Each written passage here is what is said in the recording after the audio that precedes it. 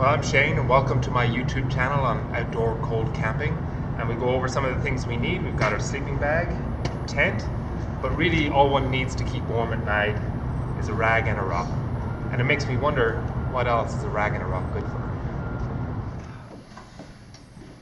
Shane, where have you been? We were supposed to meet 20 minutes ago and I'm freezing in your office. What's cold? Yeah, you keep your office at like 5,000 degrees below Fahrenheit. All you need is a rag and a rock. Oh, thank you, this is much better.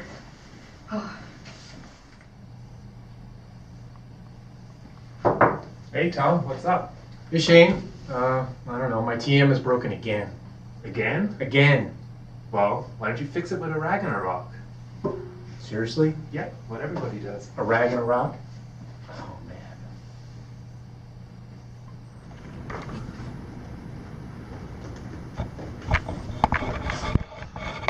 Yes! We know each other. He's a friend from work.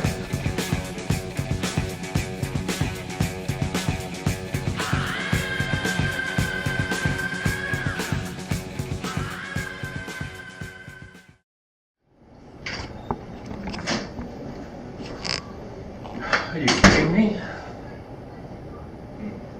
Alright. Time for lunch.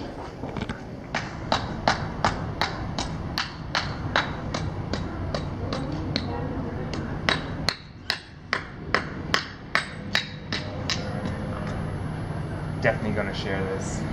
Snapchat this.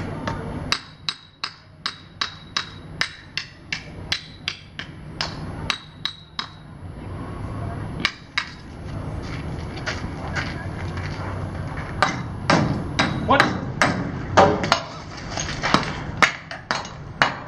No! No!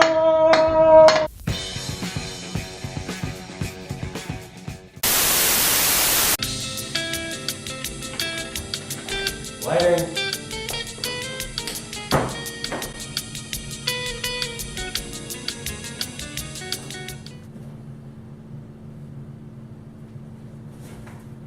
Looks almost right. Hi, welcome back to Sippin' with Sharky. Now, today we're going to be trying to remake the Botki beer.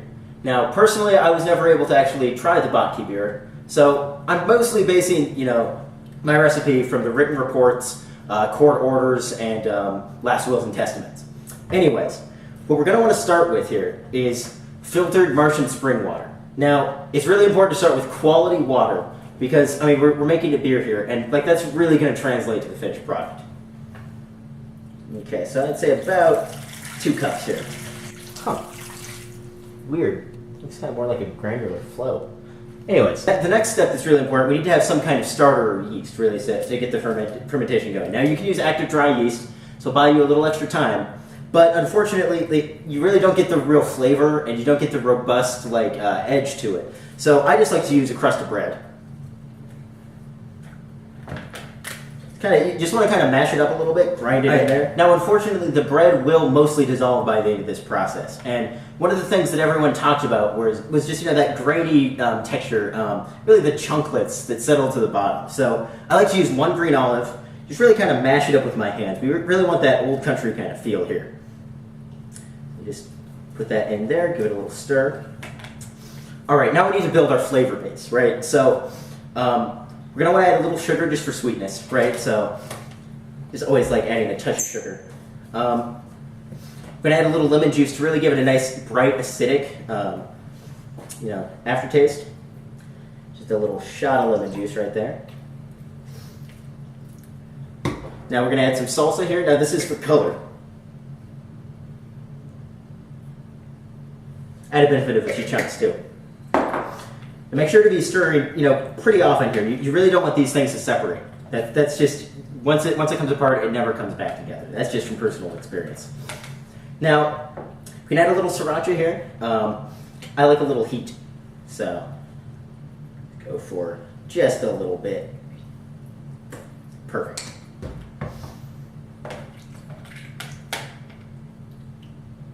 We're close, but it's still missing a little something, a little je ne sais quoi. So we're going to turn to today's mystery bag, and let's take a look and see what we've got in here. So first ingredient, so we got Prestone here, power steering fluid. Now it's really important to spring for the 2-in-1 formula. You don't want to have you need the conditioner in there. It really makes a smooth final result. So we're just going to go just a little bit here, just about a teaspoon.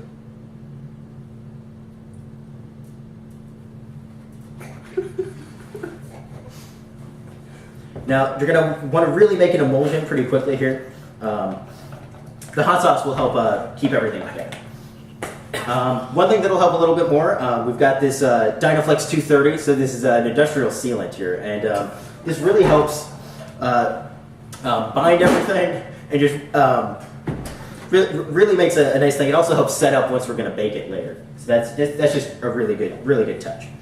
Give that a little squeeze.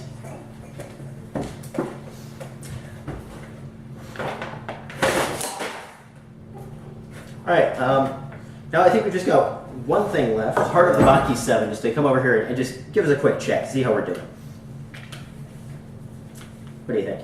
Ooh, you know, actually, Can you really get a good smell? All right, I think I know what it needs. I think you need to put a little bit of sugar in there. You know, it tasted sweet, but in a way that kind of made you question whether or not you had minutes to live or hours. And that's the feeling you want to be going for with this. Does that make sense? Absolutely. All right, great. Bam. All right, now this is one that I prepared earlier, a couple months ago. And right here we have a sample of the original Baki beer, so we can do a quick taste test. Now, before we wrap up today here at Sippin' with Sharpie, I just want to start off with a thank you to our sponsors. Warby Parker, Blue Apron, Better Way to Cook. And of course, Prestone Power Steering Fluid. Prestone Power Steering Fluid. Every kiss begins with Prestone. Now, for the taste test. This is the worst part. Whew. And now for the original.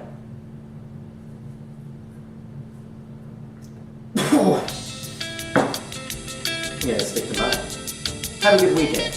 See you next time on Sippin' with Sharpie.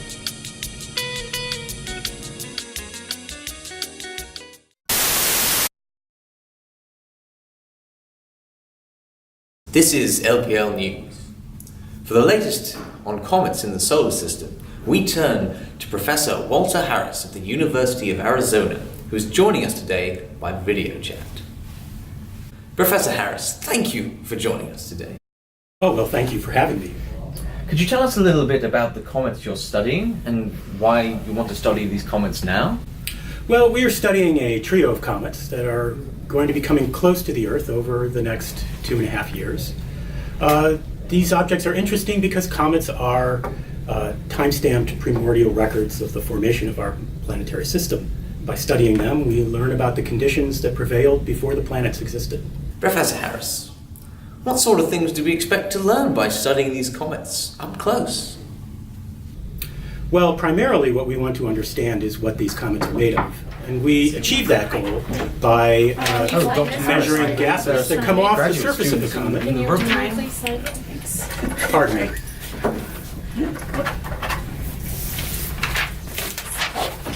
These gases are chemical remnants of the ices out of which the comet is formed. In addition to those gases, dust grains will be liberated from the surface of the comet, and by measuring their distribution and taking radar measurements of the inner coma, we're able to look at the size of the dust grains, their distribution, their outflow velocity. Professor Harris, what telescopes are you using in Arizona to study these comets? Well, that's the nice thing about the University of Arizona. We have a massive collection The lab's on fire. of What should I do? telescopes. The lab's on fire. Are any of the students on fire? Not yet. But Fine. I'm sorry, could you repeat the question? What telescopes are you going to be using in Arizona to study these comets? Oh, well, we're going to be using the 90-inch Bach telescope, the 61-inch Mount Bigelow telescope. We also will have time on the MMT and the LBT. In addition to the Arizona telescopes, we'll be using Isn't that so adorable? pardon me. Professor Harris, you appear to have some more graduate students in your office. Well, I apologize. Professor Harris, thank you. I know you have some graduate students who need you. That was They need something. That was Professor Walter Harris at the University of Arizona. LPL News, signing out.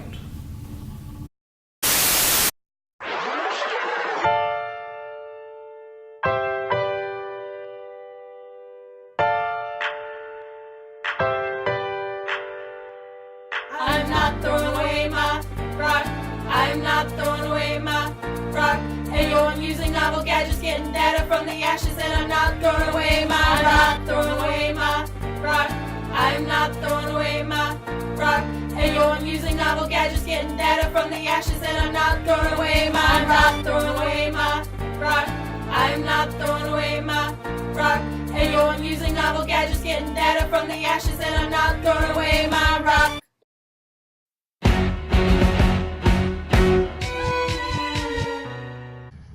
So were there any questions, maybe about research or grad school in general? Yeah, actually I have one. How does a volcanologist from Canada, PhD Hawaii, dropped in the middle of a forgotten spot in Arizona, obsessed, grow up to be a hero and a scholar? I'm an LPL assistant professor with a message. I got farther by working a lot harder, by being a lot smarter, by being a self-starter, and by 20-something, I was a first author.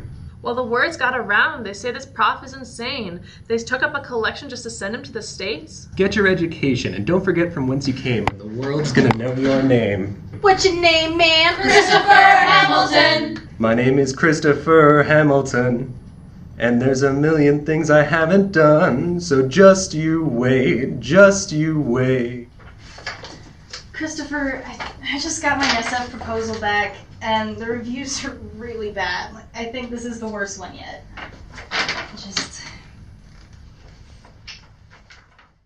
I've read your paper, and I have to say, your proposal's in the worst kind of disarray. I look back on where you failed, and in every place I searched, your only good conclusion is there's life on Earth.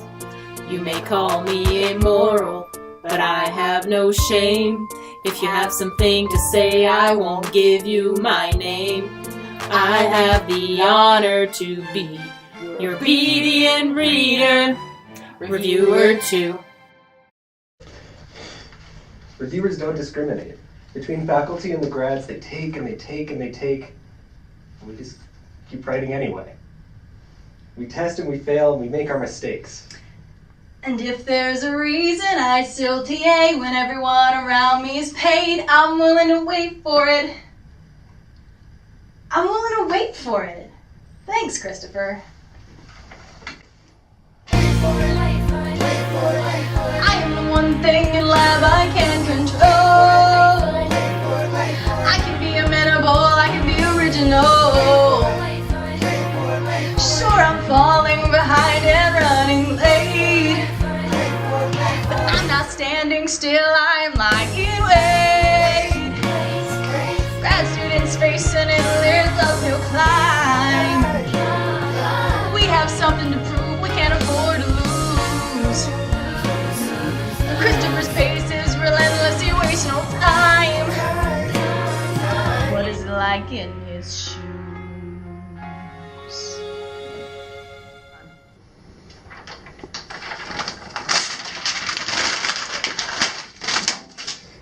Ciao, ciao.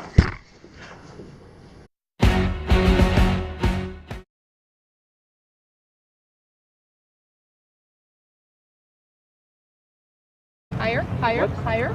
Okay, and come towards me. Okay, now go down. Okay, scoot back one step. Nope, back. Professor Harris, thank you. I know you have some graduate students who need you. Yes, I do. All right, who dies?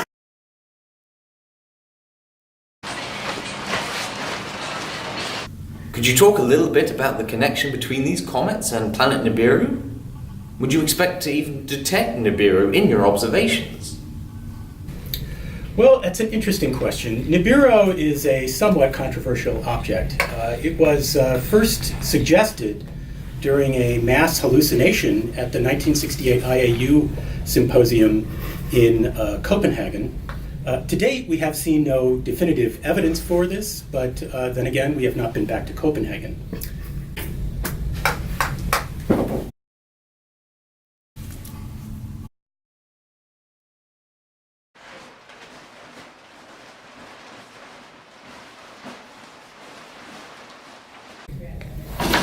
Does Uwe know you have his dog?